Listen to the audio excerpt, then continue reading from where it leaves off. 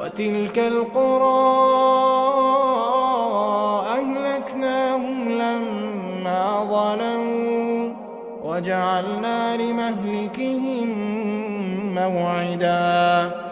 وإذ قال موسى لفتاه لا أبرح حتى أبلغ مجمع البحرين أو أمضي حقبا فلما بلغا مجمع بينهما نسيا حوتهما فاتخذ سبيله في البحر سربا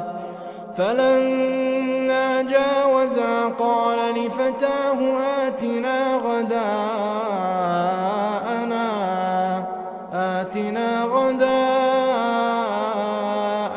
لقد لقينا من